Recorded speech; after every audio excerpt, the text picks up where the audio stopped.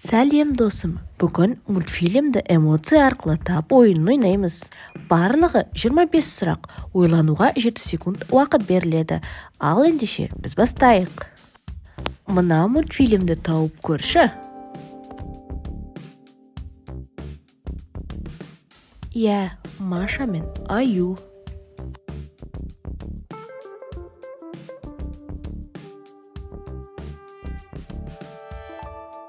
Том и Джерри.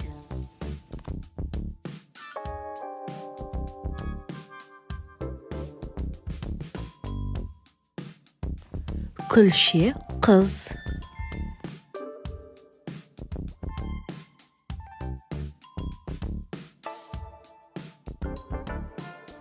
Моана.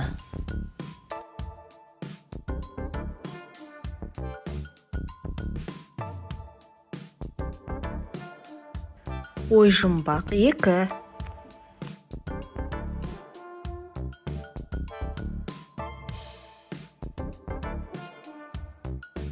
Рататуй.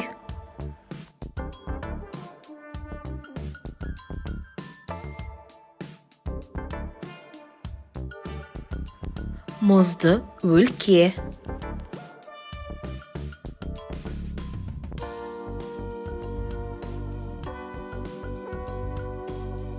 Босс молокосос.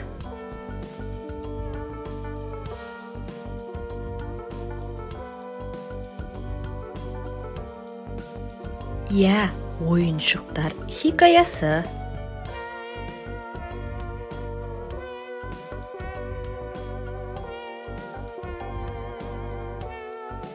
Дұрыс, Немоны іздеу.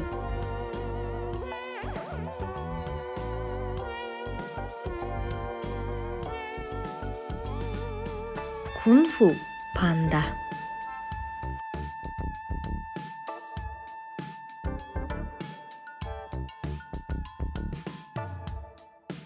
Арыстан патша.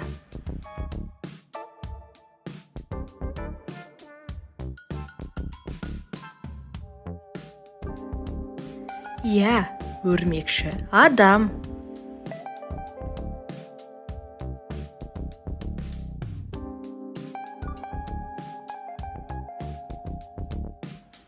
Рапунцель.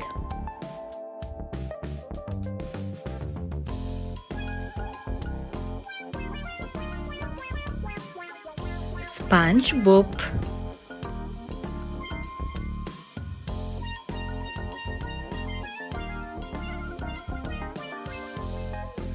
Аладдин.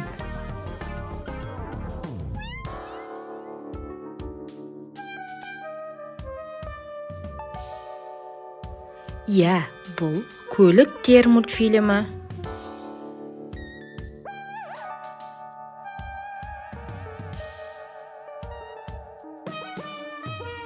Қарша қыз бен жеті ергежейлі.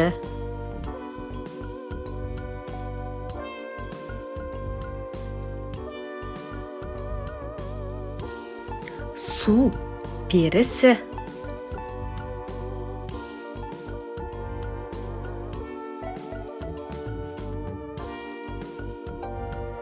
Супер отбасы мультфильмі.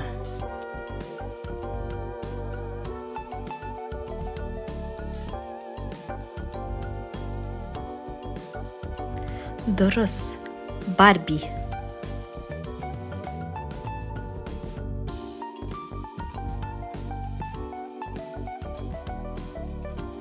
Етік киген мысық.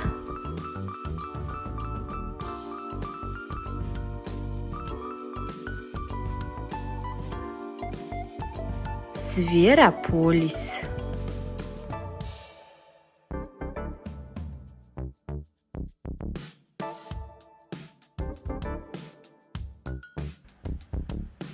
Иә, бұл Мадагаскар.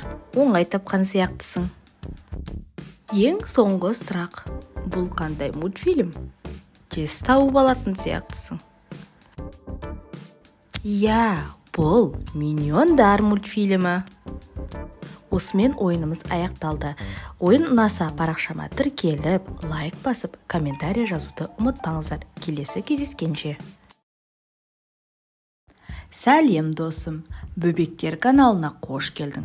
Бүгін біз жануарлар жайлы өте қызықты 18 сұраққа жауап бер ойынын ойнаймыз. Барлығы 18 сұрақ, ойлануға 10 секунд уақыт беріледі. Ал ендеше біз бастайық. Бірінші сұрақ. Құрлықтағы ең ірі жыртқыш кім?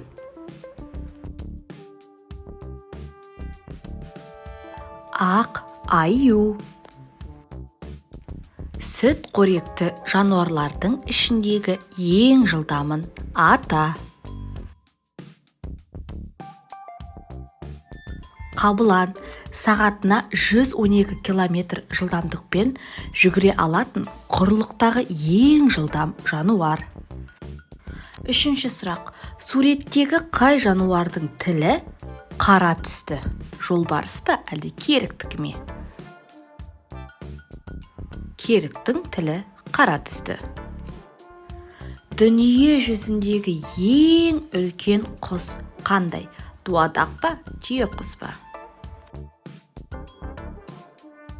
Түйе құс бойы 2,5-3 метрге дейін жетеді, ал салмағы 100-160 килограммға дейін барады екен. Бесінші сұрақ. Ұлудың тісі көп пе, әлде акуланың тісі көп пе? Ұлудың 25 мыңға жуық тісі бар екен. Дүние жүзіндегі ең үлкен кеміргішті ата.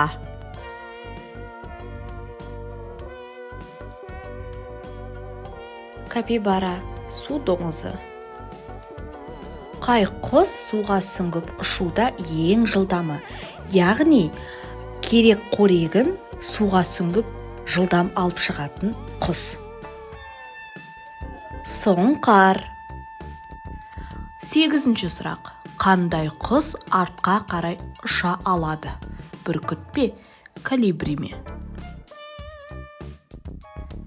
Колибри. Қай су жәндігінің миы жоқ?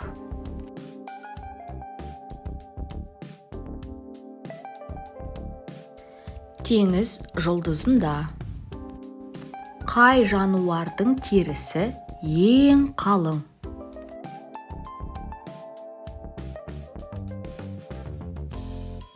Бегемот терісінің қалыңдығы 3 сантиметрден асады. Дүние жүзіндегі ең үлкен кесіртке қандай?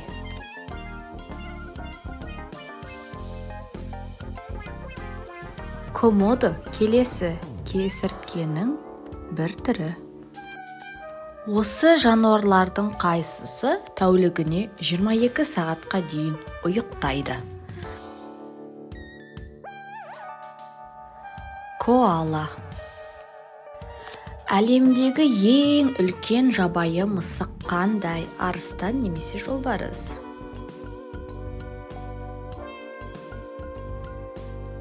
Жолбарыс. Салмағы 200-220 килограмм, кей кезде 300 килограммға дейін жетеді. Қай жәндік ұшқанда қанатын жиі қағады? Маса немесе шыбын?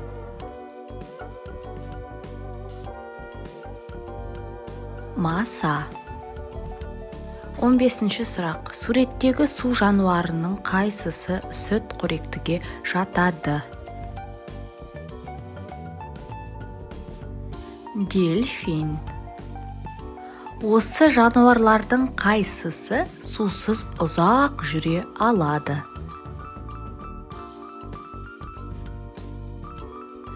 Кенгуру тұқымдасты егеу құйрық өмір бақи су ішпей жүре алады екен.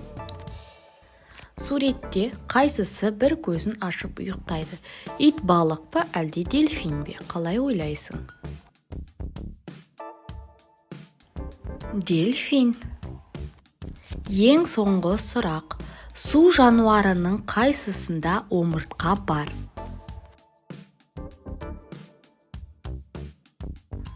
Скатта омыртқа бар. Досым, осымен ойынымыз аяқталды. 18 сұрақтың қанша сұрағына жауап бердің? Міндетті түрде комментарияға жаза кет. Ойын ұнады ма? Егер де ойын ұнаса, менің парақшама тіркеліп, лайк басуды ұмытпа. Келесі кездескенше. Сәлем досым. Бүгін мен қыс туралы жұмбақтар жасыратын боламын. Яғни қысқа байланысты сұрақтарға жауап беруің қажет. Ал дайын болсаң, біз бастайық.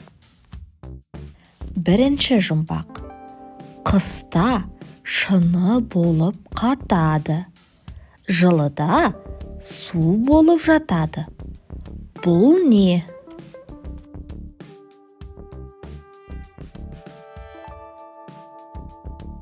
Иә, дұрыс, бұл мұз.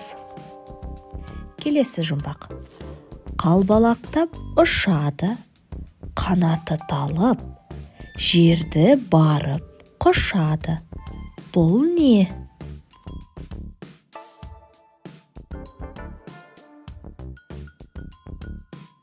Дұрыс, қар. Бұл суретте қысқа байланысты сөз жасырылған. Қандай сөз деп ойлайсың? Суреттер арқылы тауып көрші.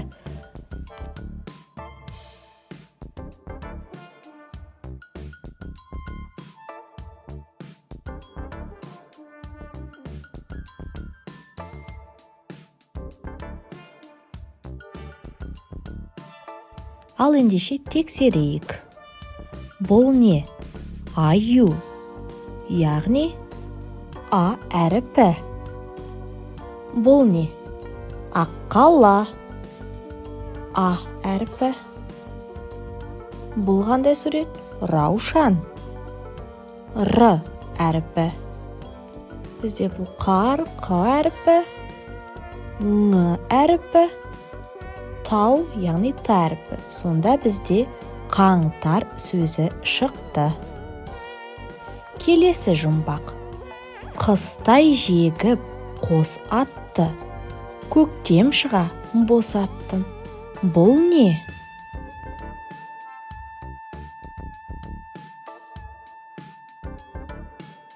Иә, бұл шаңғы. Келесі. Әйнекке ұқсас мөп-мөлдір, бірақ та терезеге қоя алмайсың. Бұл не?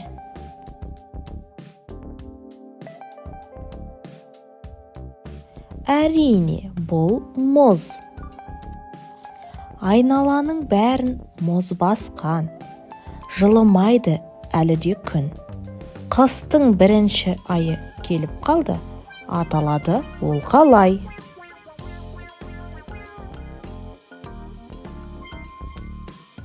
Сәуір. Тоқта, бұл сәуір емес. Мен сені шатастырғым келген. Қандай ай? Иә, дұрыс, бұл желтоқсан айы. Шелек қалпақ басында, сәбіз екен танауы. Қыста қардан туатын, тауып көрші сен оны.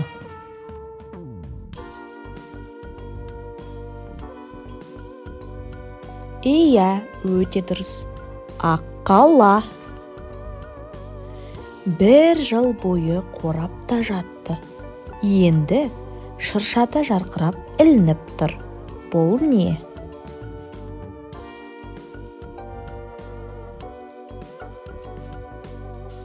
Иә, бұл ойыншықтар. Ең соңғы жұмбақ. Қанаты жоқ, ұшады. Аяғы жоқ, жетеді. Аузы жоқ, ұлиды. Бұл не?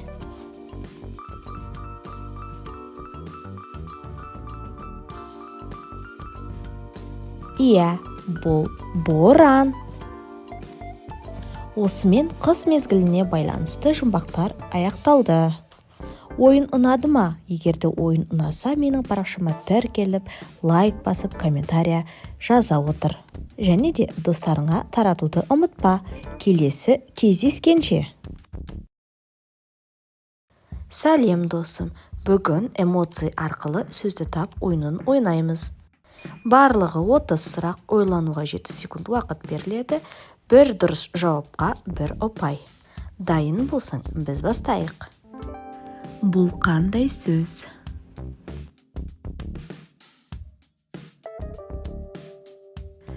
Баянауыл.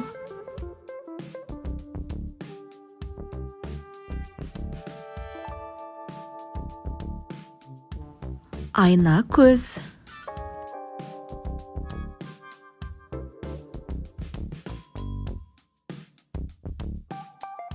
Иә, бұл су сиыр.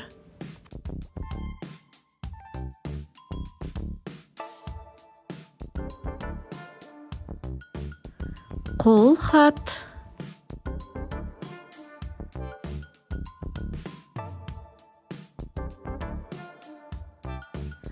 Сары шаян.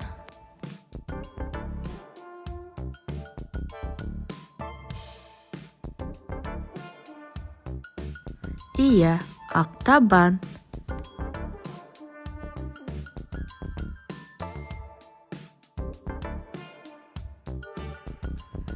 Жұлдыз құрт.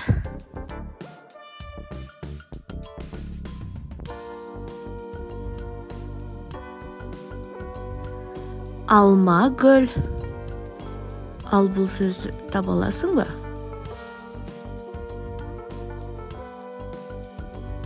Иә, ыстық шоколад.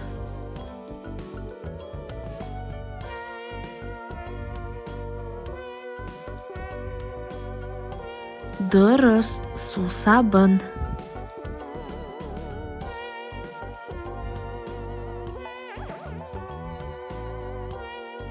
Иә, айбалта.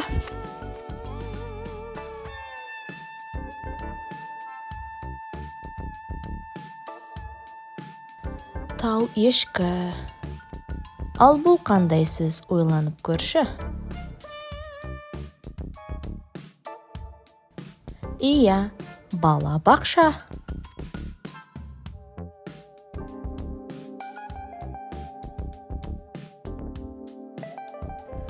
Дұрыс, түйе құс.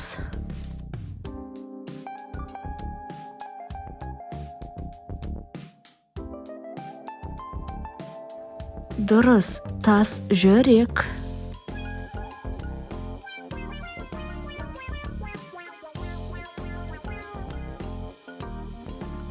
Ақ саусақ.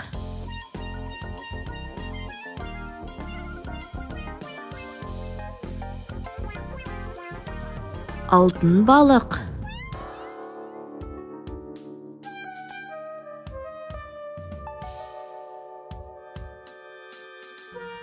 Итмұрын.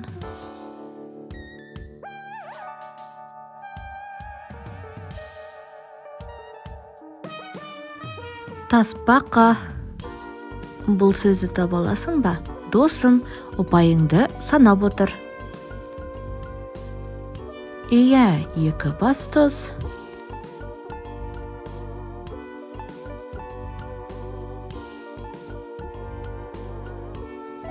Ақсүйек.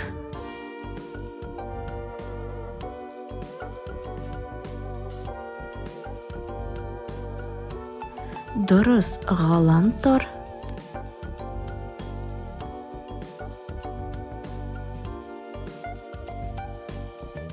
Иә, ас үй.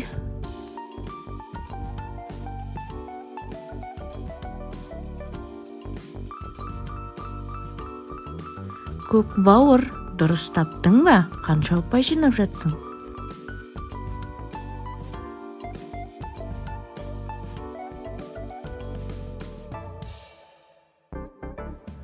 Итбалық.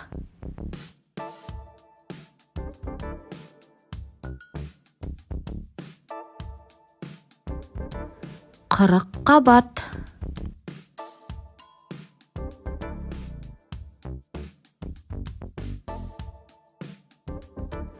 Теміртау.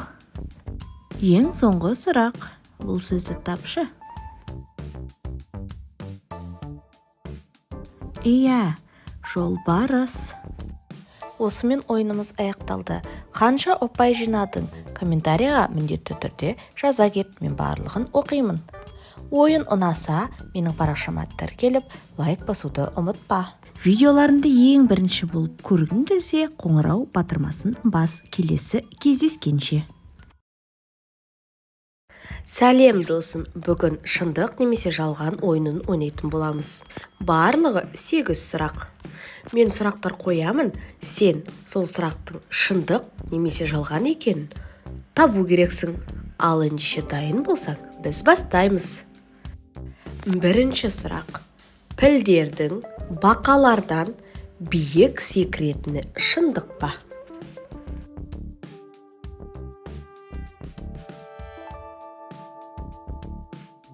Әрине, бұл жалған. Себебі пілдер мүлдем секіре алмайды. Келесі сұрақ. Жер айдың серігі екені рас па?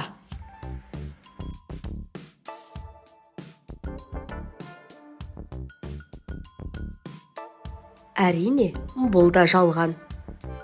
Өйткені жер айдың серігі емес, керісінше ай жердің серігі. Келесі сұрақ. Масаларда тіс бар екені шындық па? Қалай ойлайсың?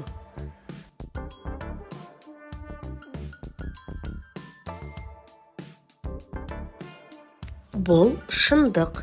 Себебі масаның аузында 48 тісі болады екен. Келесі сұрақ. Ұлуларда 25 000 тіс бар екені шындық па? Қалай ойлайсың?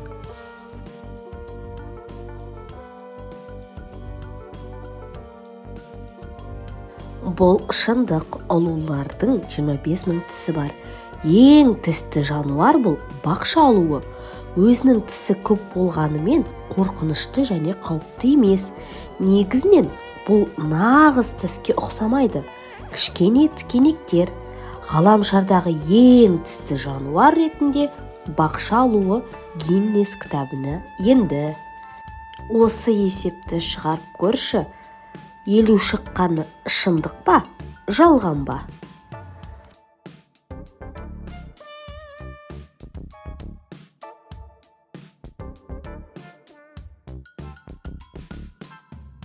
Әрине, бұл жалған. Себебі ең бірінші көбейтуді орындаймыз. Жақшаға алып 5 көбейту 5 тең 25. 25-ті 5-ке қосамыз, сонда болады 30. Келесі сұрақ. Абай Құнанбаевтың 45 қара сөзі бар екені шындық па?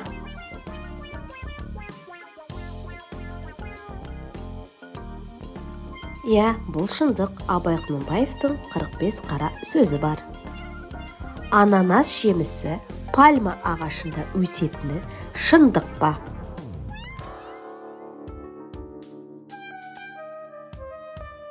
Әрине, бұл жалған. Пальма ағашында өспейді, кәдімгі жерде өседі. Ал ең соңғы сұрақ. Сен осы видеоға лайк басасың. Шындық па, жалған ба? Қайсысын таңдайсың?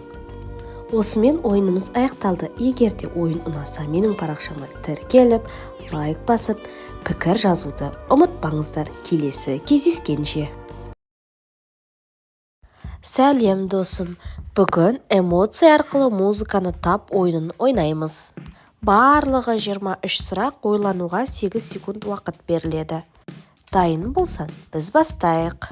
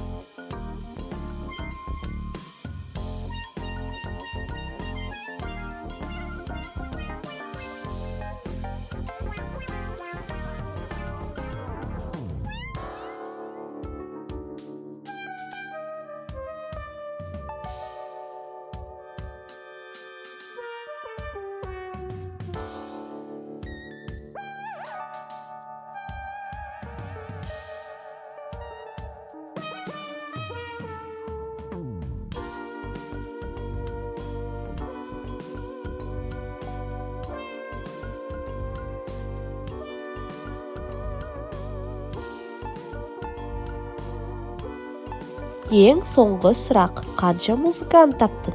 Пікірге жазуды ұмытпа, мен міндетті түрде оқимын. Осымен ойынымыз аяқталды. Егер де ойын ұнаса, менің парақшама тіркеліп, лайк басып, пікір жаза отырыңыздар. Келесі кездескенше. Сәлем досым, бүгін тәттіні тап ойынын ойнайтын боламыз. Барлығы 19 сұрақ, ойлануға 10 секунд уақыт беріледі. Дайын болсаң, біз бастайық. Ал бірінші сұрақ: бұл қандай тәтті?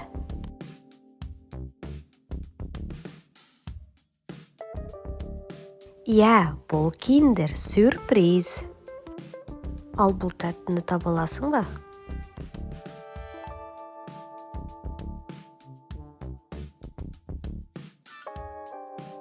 Бұл Орео.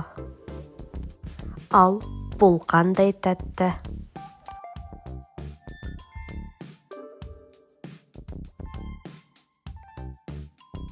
Иә, тәтті мақта.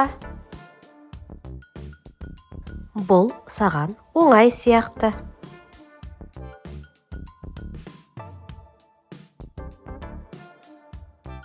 Иә, баунти. Бұл тәттіні де тез таба алатын сияқтысың.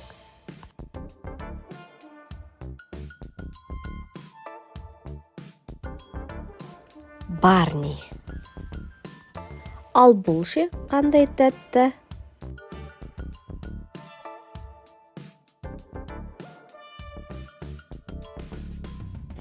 Бұл бізде балмұздақ. Бұл балалардың ең жақсы көретін тәттісі.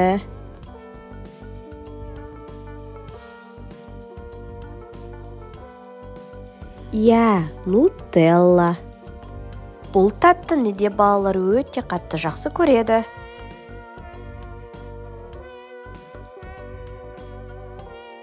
Иә, M&M's. Бұл тәттіні де тез тауып аласың. Сен қандай тәттіні жақсы көресің? Міндетті түрде комментарияға жаза кет, мен оқимын. Иә, шоколадты құлпынай, яғни клубника в шоколаде. Ал бұл қандай тәтті?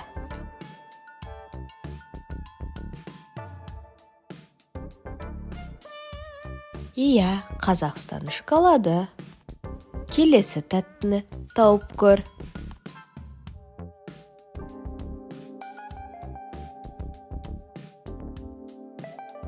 Бұл мармеладтар. Ал бұл сусынды тауып көр. Тәтті сусын.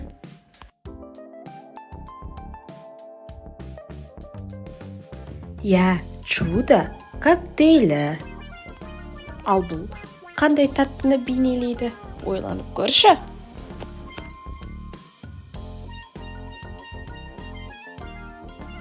Дұрыс, тик-так. Бұл тәттіні тез тауып алатын сияқтысың.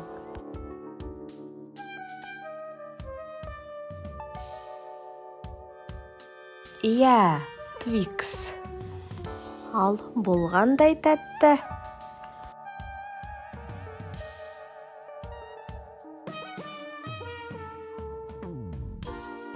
Макаронстар. Енді мына тәттіні тауып көр.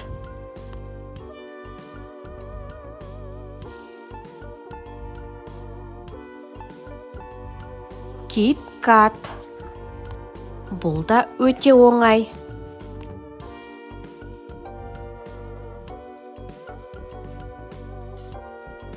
Иә, шоколадты банан, яғни банан в шоколаде. Бұны да тез тауып алатын сияқтысың.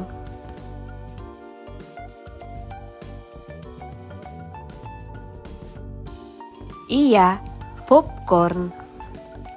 Енді ең соңғы тәттіні тап. Қанша тәттіні таптың? Комментарийға жаза отыр.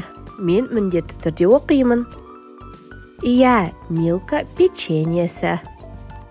Осымен ойынымыз аяқталды. Егер де ойын ұнаса, менің парақшама тіркеліп, лайк басып, комментарий жаза отырыңыздар.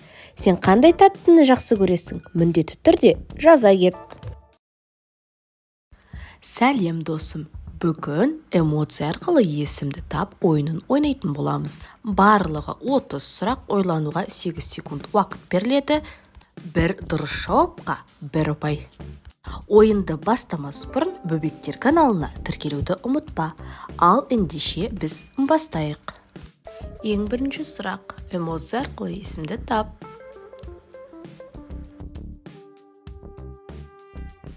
Иә, күн сұлу.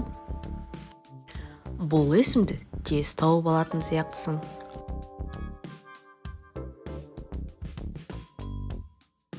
Жансая. Бұл қандай есім?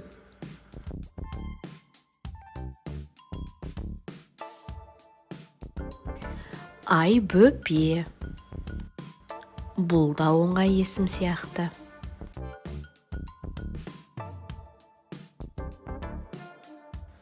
Көз моншақ.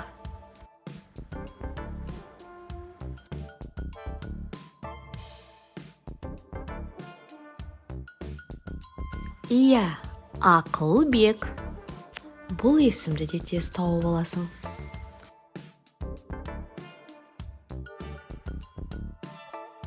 Дұрыс, Шалқар. Бұл қандай есім?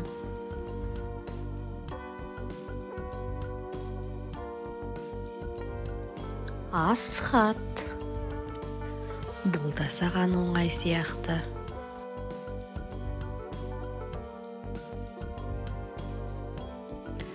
Гүл ару.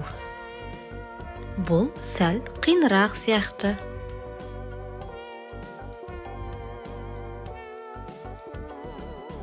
Айнұр. Бұл өте оңай.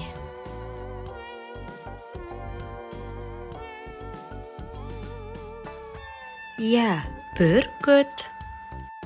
Бұл есім де сәл қиынырақ сияқты. Ойланып көрші.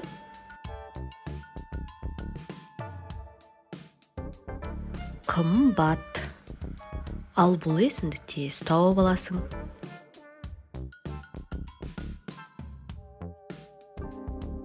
Иә, ақ жол. Есімді тап.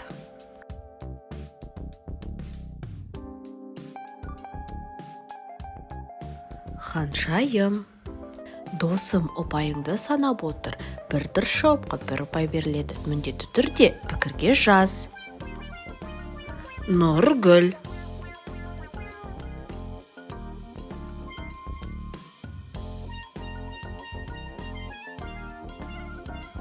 Азат. Бұл есім табу қиын ба, әлде тез тауып аласың ба?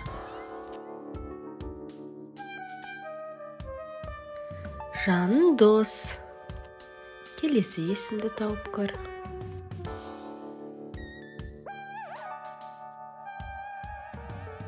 Айнұр.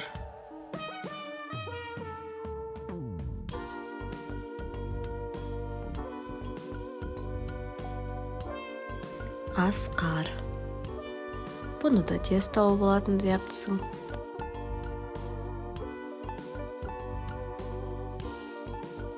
Иә, Гүл Жан. Бұл есімде өте оңай.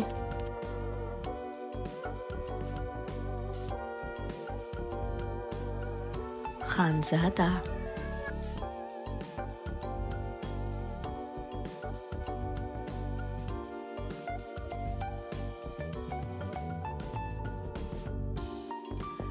Ғалымжан. Бұл есімді тез тауып алатын сияқтысың. Қандай есім? Иә, Гаухар.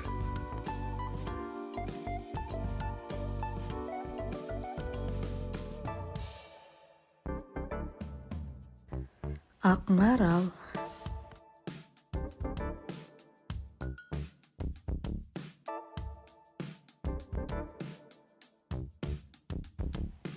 Толқын.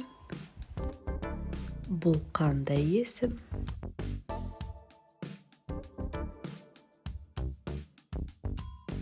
Нұрай. Досым, қанша ұпай жинап жатқаныңды санап отыр. Пікірге жаз, мен міндетті түрде оқимын. Иә, Ержан. Бұл қандай есім?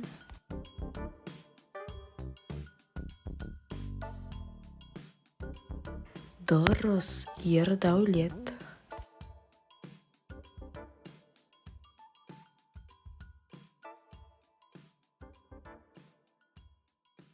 Махаббат.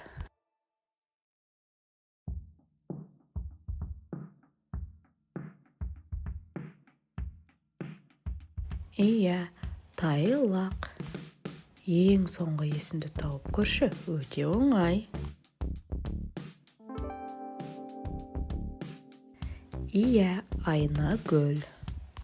Осымен ойынымыз аяқталды. Қанша ұпай жинадың? Міндетті түрде пікірге жаз.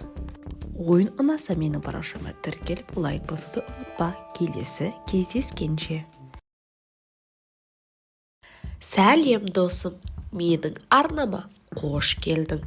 Бүгін стикер арқылы ертегілерді тап ойынын ойнайтын боламыз. Барлығы 27 сұрақ. Дұрыс жауапқа 1 ұпай беріледі. Ал ойлануға 8 секунд уақыт беріледі. Ойынды бастамастан бұрын менің парақшама тіркелуді ұмытпа. 1000 подписчикке жеткізе аламыз бекен?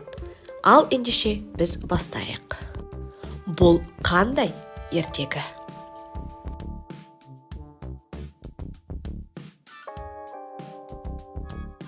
Иә, Маша мен Аю ертегісі.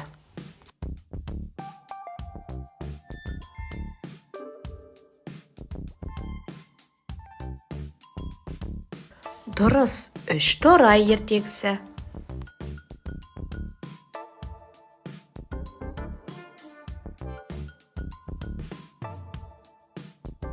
Иә, қызыл телпек.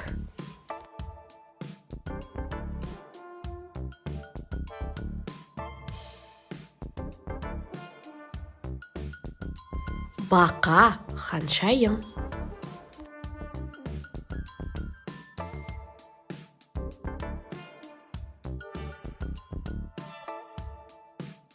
Дұрыс, етік киген мысық.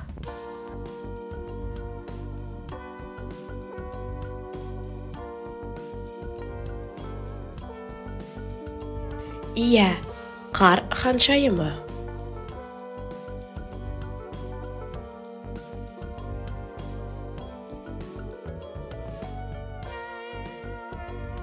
Ұйқыдағы ару.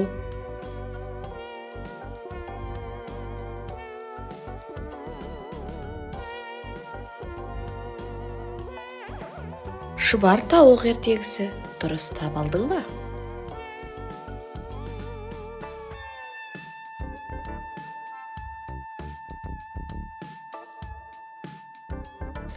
Үш аю.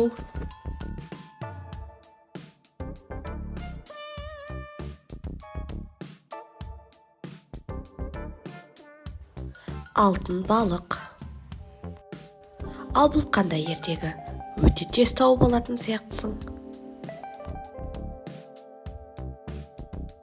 Иә, бауырсақ ертегісі.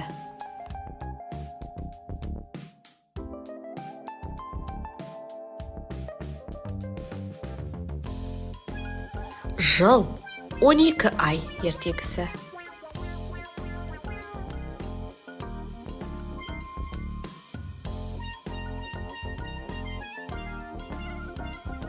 Қасқыр мен 7 лақ.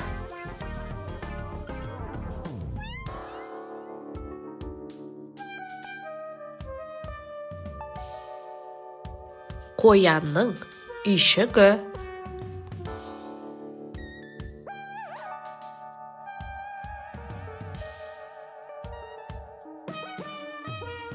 Алтын балта.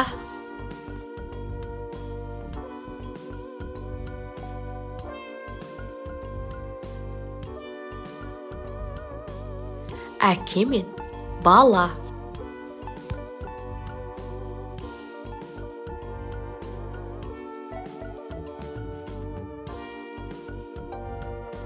Иә, бұл мақтар қыз бен мысық ертегісі.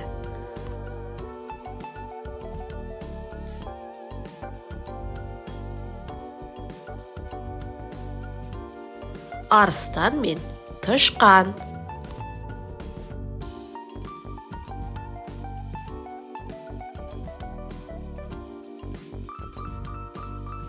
Балта ботқасы ертегісі.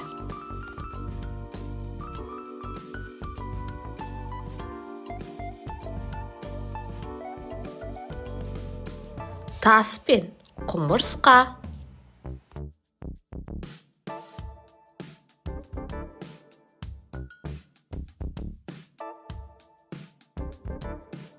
Дұрыс, қолғап ертегісі.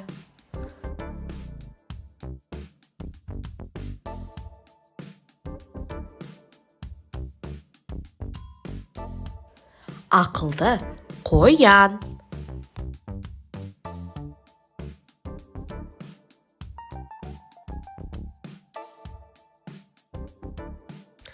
Етікші.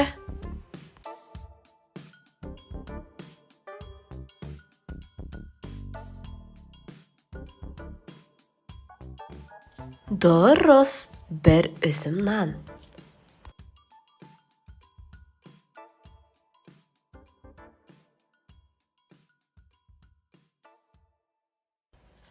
Алма ертегісі.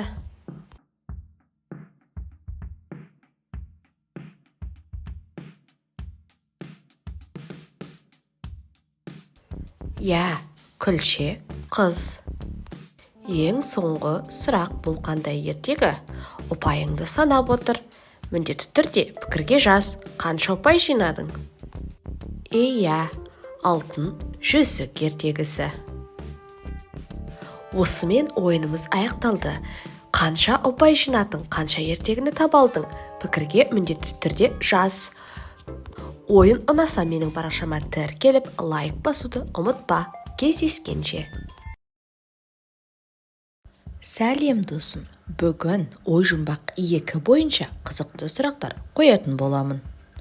Барлығы 23 сұрақ, ойлануға 10 секунд уақыт беріледі. Әрбір дұрыс жауапқа 1 ұпайдан.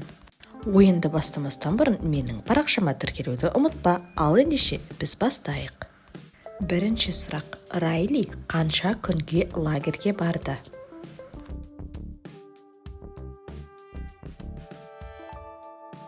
Иә, 3 күнге барды.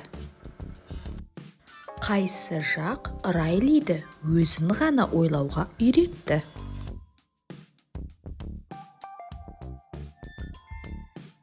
Иә, бұл жаңа эмоциялар. Қайсысы Хандра?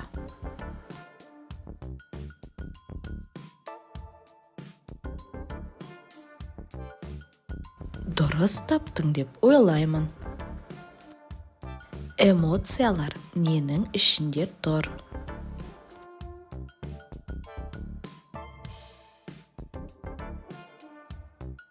Иә, эмоциялар банканың ішінде тұр.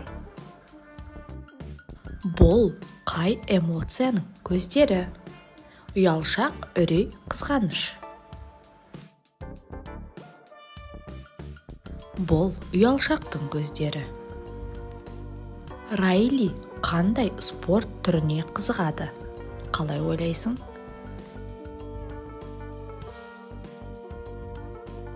Иә, хоккей. Райлидің анасының аты кім?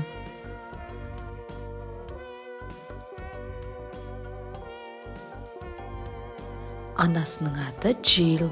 Дұрыс таптың ба? Бұл қандай эмоция?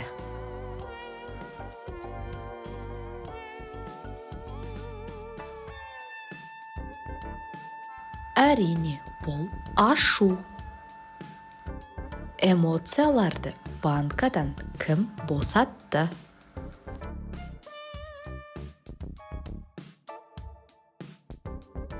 Иә, қорқынышты құпия. Смайлик арқылы эмоцияны тап.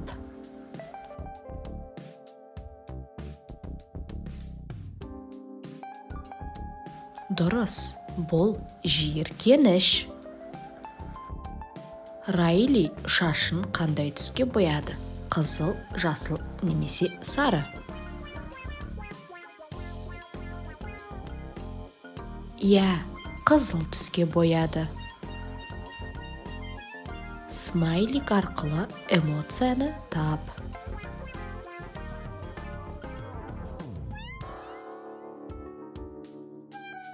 Иә, бұл хандра.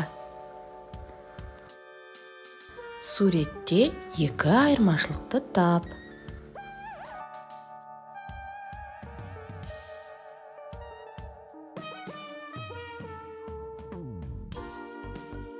Таба алдың ба? Қанша ұпай жинап жатсың? Санап отыр. Екінші пайда болған эмоцияны тап. Ашу, мұң немесе қуаныш. Иә, мұң. Бұл қандай адам? Оңай тауып алатын сияқтысың.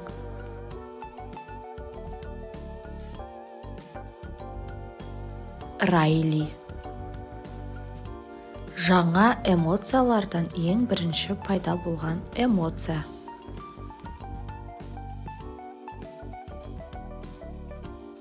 Иә, үрей. Көзі арқылы суреттегі адамды тап.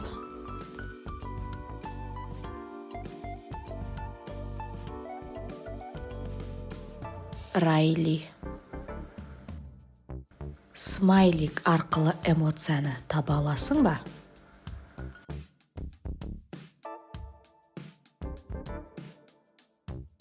Бұл ностальгия. Райлидің кішкентай кезіндегі махаббатының аты кім?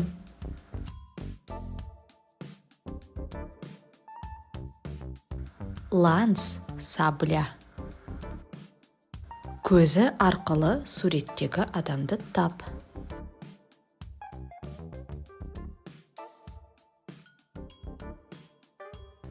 Валентина. Бұл кім? Қалай ойлайсың?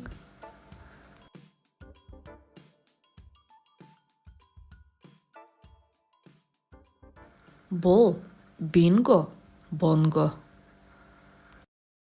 Көзі арқылы қандай эмоция екенін тап.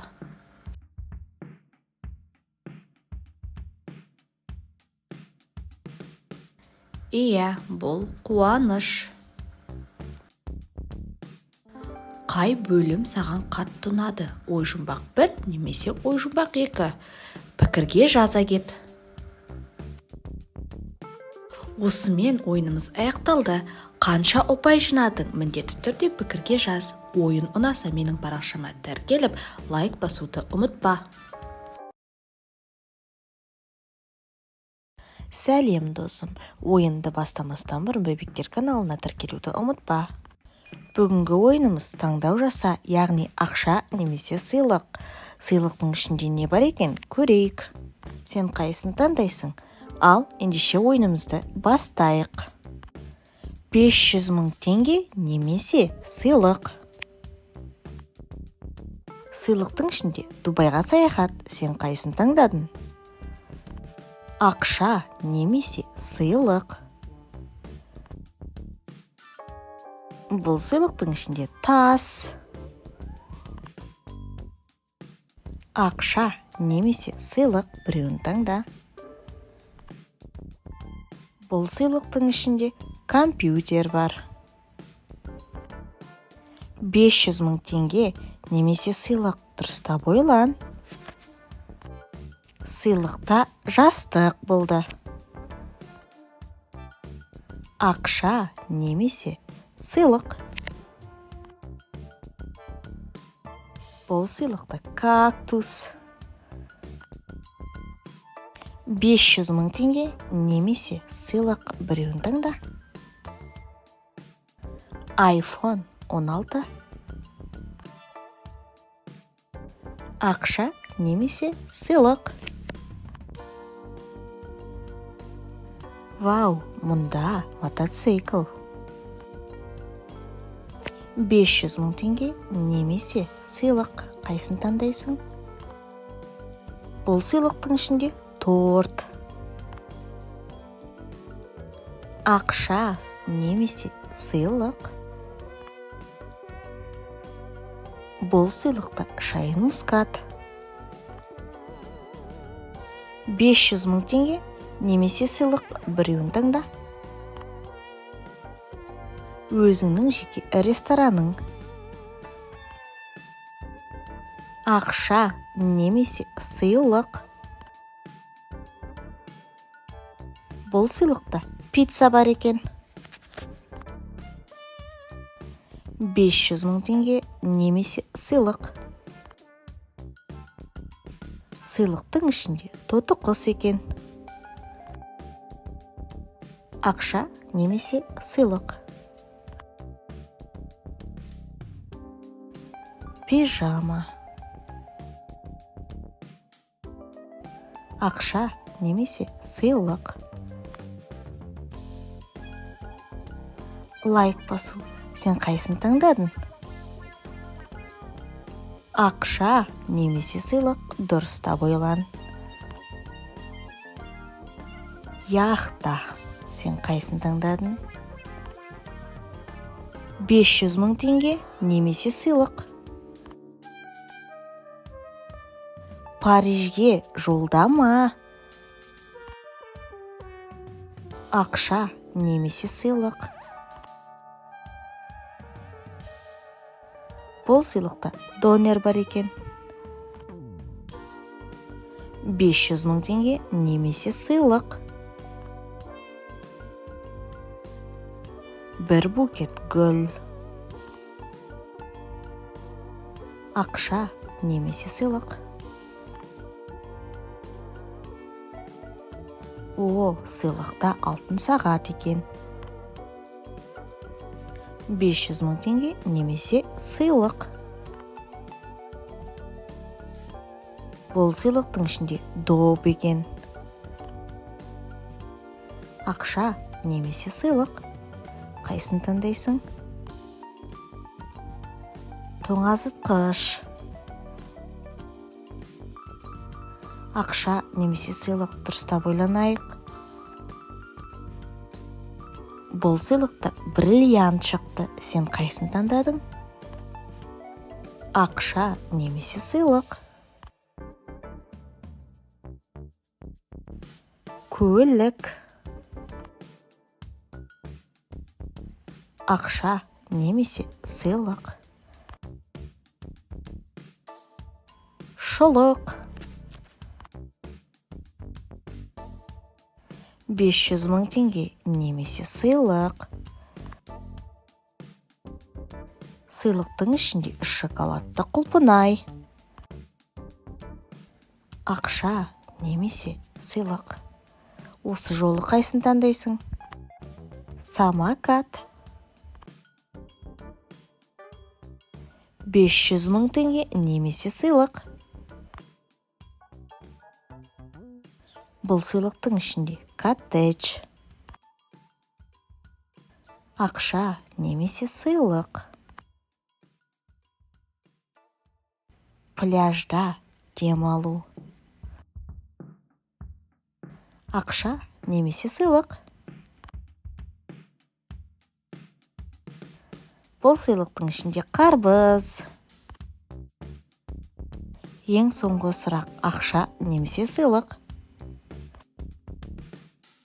Сыйлықтың ішінде ютубқа тіркелу. Сен қайсын таңдадың?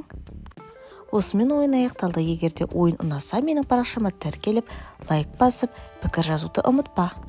Қандай сыйлықтар шықты? Пікірге жаза кет.